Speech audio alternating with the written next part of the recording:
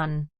Hear a discussion between a college receptionist, Denise, and a student named VJ about learning a language.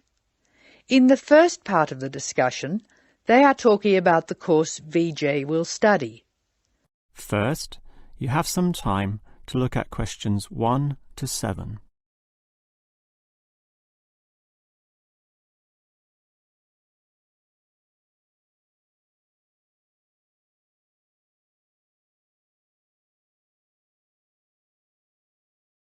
Now we shall begin. You should answer the questions as you listen, because you will not hear the recording a second time. Now listen carefully and answer questions 1 to 7. Hello. May I help you? Hello. Is this the right place for me to register to study foreign languages? Yes, it is. May I have your name, please? VJ. My family name is Paresh. VJ Paresh. Okay. Do you have a telephone number? Yeah. 909-2467.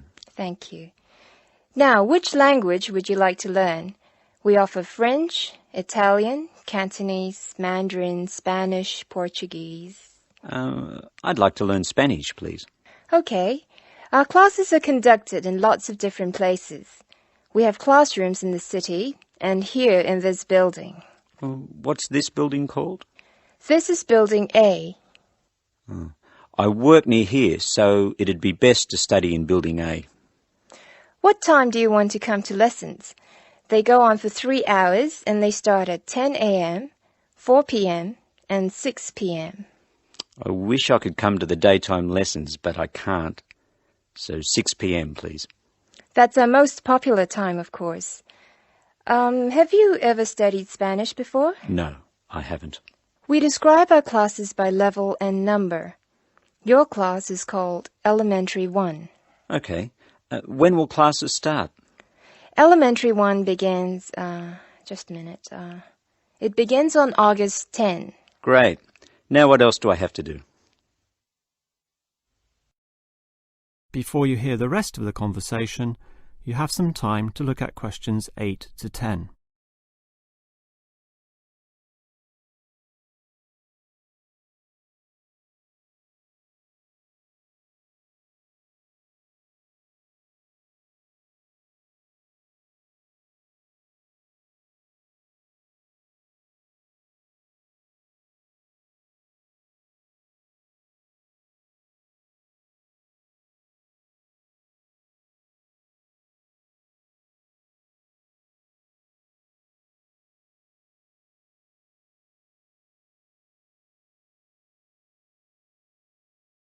Now listen and answer questions 8 to 10.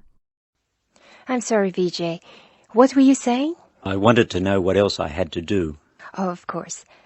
Please go to the building on the other side of Smith Street. I want you to go to the reception area first. It's just inside the door on the left as you enter from Smith Street. Give them this form. Okay. Do I pay my fees there? No, but the fees office is in the same building. Go past the escalators and you'll see a games shop. It's in the corner. The fees office is between the games shop and the toilets. Thanks. Where can I buy books? The bookshop is opposite the lifts. It's right next to the entrance from Robert Street.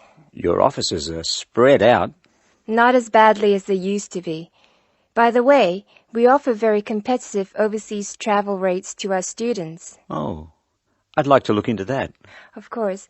The travel agency is at the Smith Street end of the building, in the corner next to the insurance office.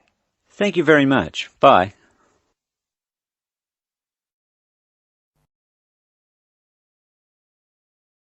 That is the end of part 1. You now have half a minute to check your answers.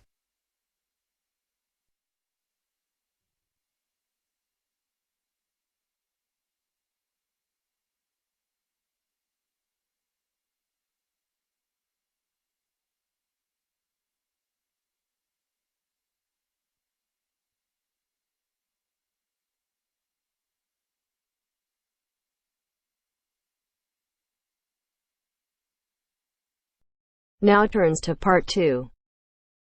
Part 2. You will hear a podcast on Canberra's theme park. Now you have some time to look at questions 11 to 16.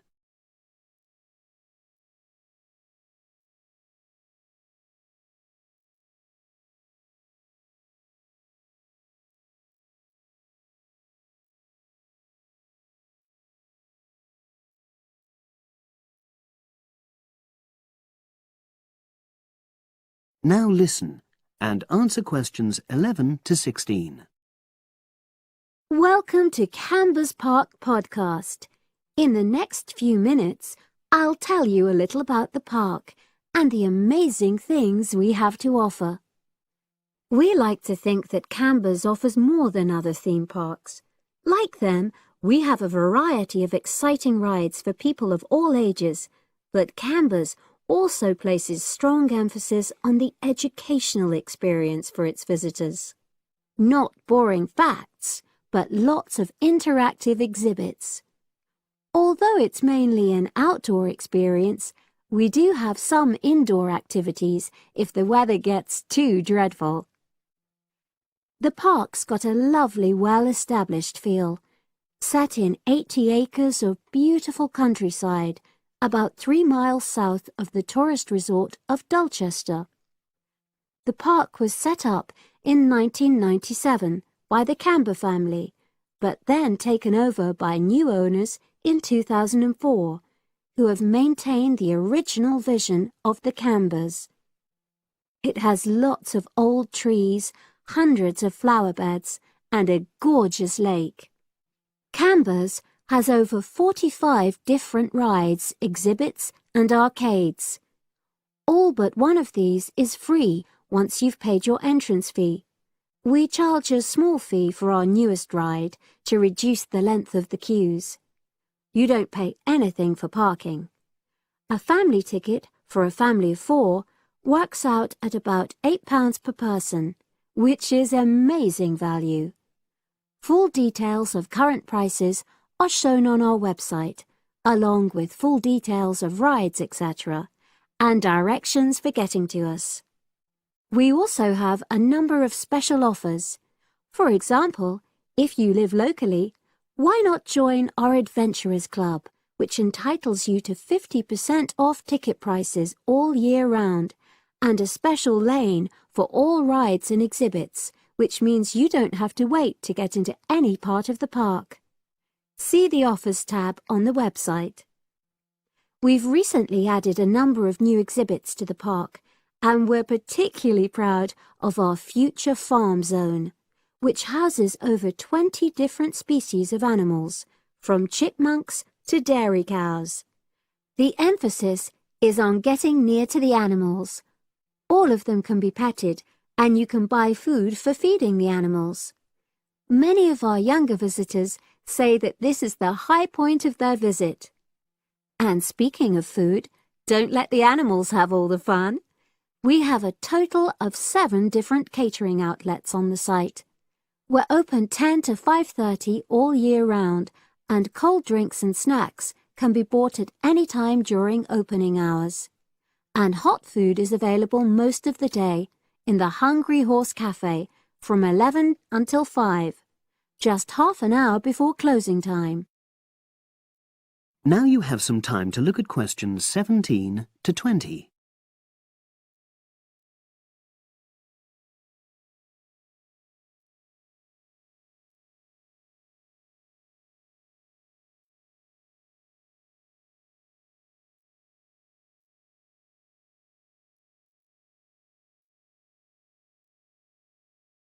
Now listen and answer questions 17 to 20.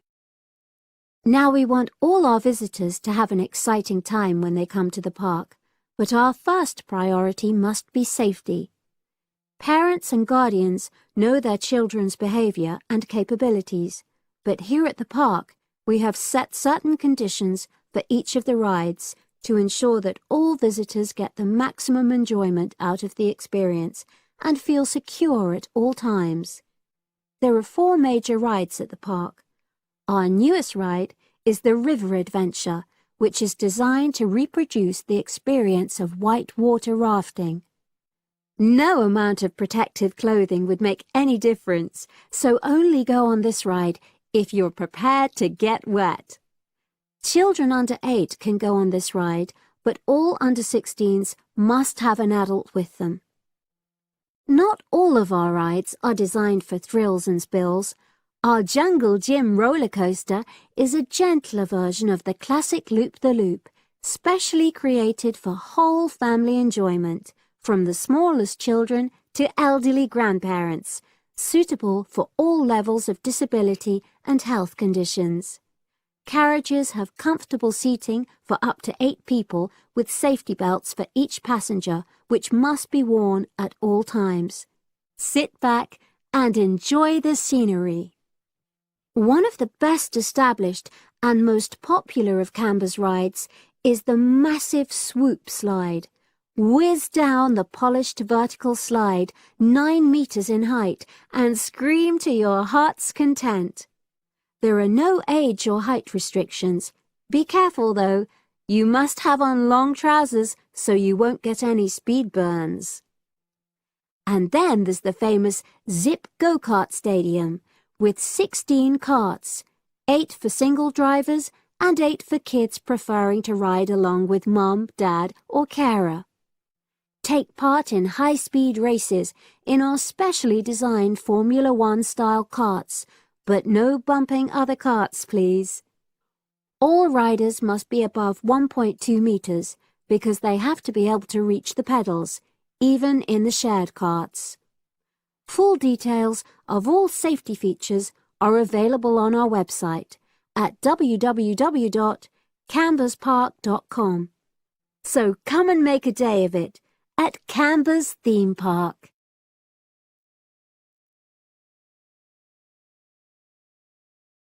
That is the end of part 2. You now have half a minute to check your answers.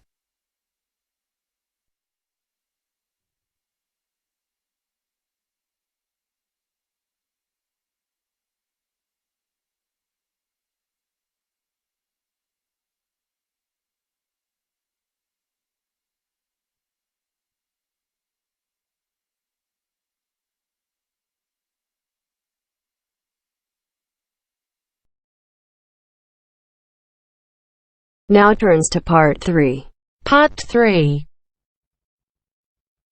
You will hear a woman talking about a number of different beaches to a group of tourists. First, you have some time to look at questions 21 to 25.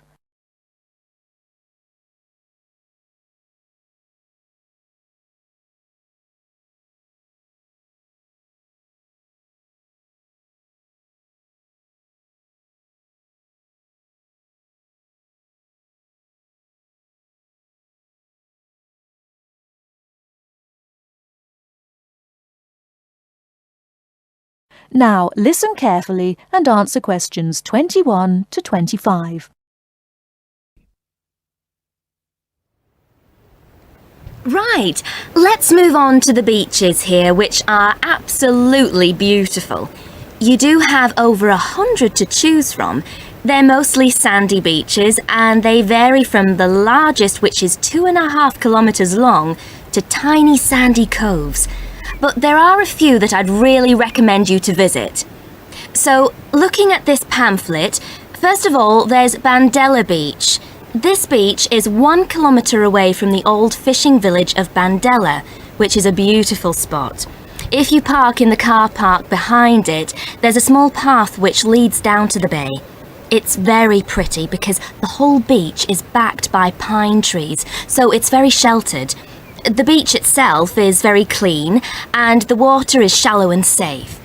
That, together with the soft sand, make it an ideal beach for children and non-swimmers. A little further round the coast, again to the east, in the eastern corner of the island, is the spectacular Dapolata Beach, which is basically a long inlet. The land around this beach is marshland. It's all marsh, and there's a stream which winds through it, and the stream goes into the sea. And the beach has lovely pale gold sand. Access to this beach is quite tricky and not for the less energetic. You have to go down a long flight of steps, 190 to be exact. But you'll be relieved to know that there's also a road which winds down to a car parking area. When you're level with the sea, there is a handful of shops and bars, and you can hire some beds and umbrellas. Continuing round the island, just past the tip of Calne, is the next beach I'd suggest you visit, and this is Sanget. Why? Because there isn't a beach longer than this on the island. If you want to know, it's exactly 2.5 kilometres long, and that's a bonus because it means it never gets overcrowded. It has golden sand and clear blue water shelving into the sea. Before you hear the rest of the talk, you have some time to look at questions 26 to 30.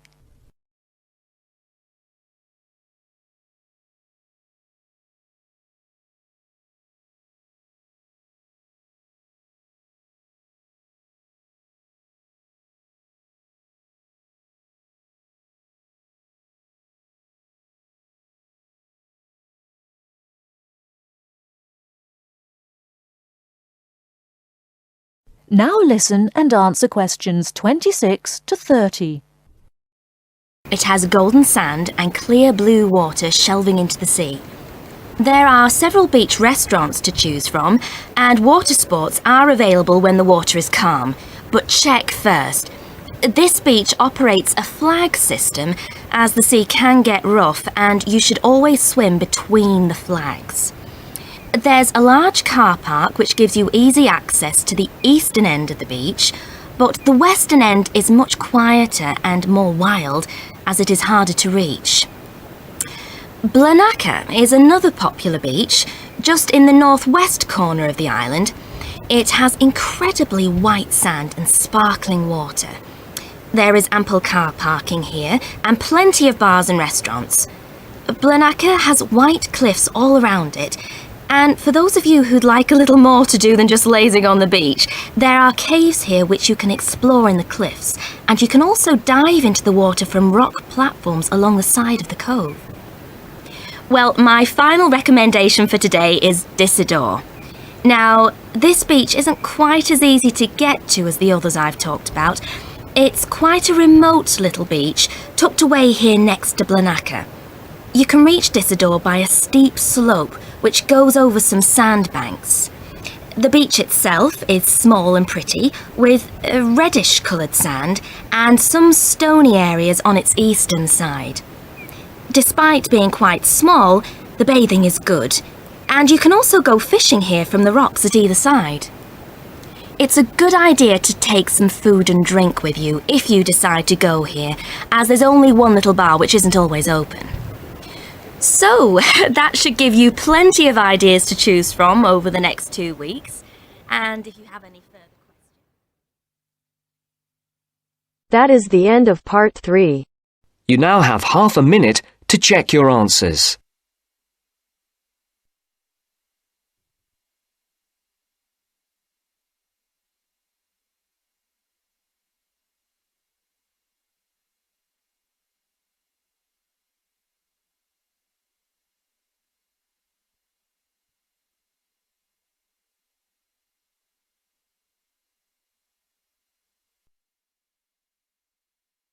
Now turns to part 4.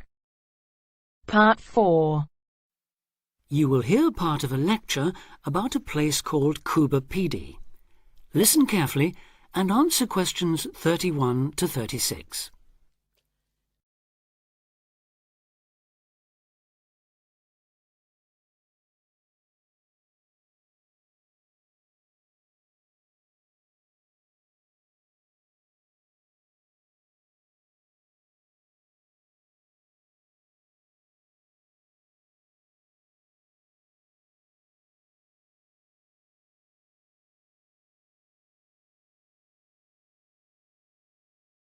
Listen carefully and answer questions 31 to 36. Good afternoon. Today, we're continuing this series of talks on the development of the Australian outback with a look at Cuba Pedy, the desert town of opal mines and underground living, which lies 860 kilometres north of Adelaide and 690 south of Alice Springs. The inaccessibility, harsh climate and almost total lack of water made it a highly unlikely place for human habitation. But that all started to change in 1915 with the discovery there of opals, the precious stones which seem to change colour according to their surroundings. Settlements were established following the First World War, when soldiers returning from the trenches of France brought with them the techniques of living below ground in dugouts. The Depression of the 1920s and 30s led to many prospectors leaving, but the town boomed again in the late 1940s, when shallow new opal fields were discovered, and immigrants from Europe arrived in large numbers after the Second World War. It must be remembered, though, just how hostile conditions were. Daytime summer temperatures reached well over 50 degrees centigrade, winter nights were bitterly cold, and dense dust storms regularly blanketed the town. To cope with this, more and more people began living in disused mines and purpose-built subterranean houses, where the temperature remains at a comfortable 25 degrees all year round, so that eventually around 70% of the town's inhabitants had made their homes beneath the surface. This led to the construction of hotels and even churches below ground, as well as an entire underground shopping centre, the only one in the world.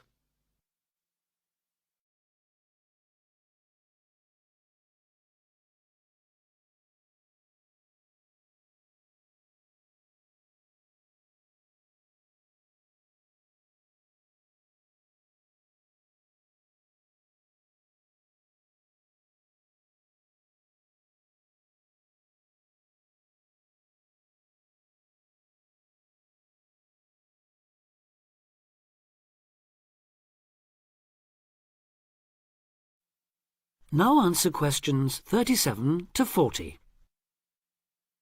Perhaps not surprisingly, this has now led to the emergence of a secondary industry, tourism. Increasing numbers of visitors come to see the tunnels and the caves with their ventilation shafts, the weird machines lying about in the town, and, just beyond it in the scorched red desert, the conical hills thrown up by the world's biggest opal mines. It's a logical stopping place for travellers too. The nearest town to Coober Pedy is Woomera, in the prohibited area once used for launching space rockets. But even that is an enormous distance away. Within the town itself, there are plenty of hotel rooms and a number of ethnic restaurants. Remember that Coober Pedy is one of the most multicultural places in Australia, with an estimated 45 nationalities represented, and its very own Opal Museum. A short distance from town, there's a section of the enormous barrier that runs thousands of kilometres across the country, the Dingo Fence, which is meant to keep these predatory wild dogs out of the sheep farming areas. Another attraction just outside town are the sets of various films made there, including Mad Max 3, as well as The Red Planet and Until the End of the World, names that reflect the harshness of the terrain and temperatures there. The name Coober Pedy, incidentally, comes from an Aboriginal expression meaning white man's hole in the ground. Next, I'd like to go on to talk about Broken Hill, another mining town, but one that...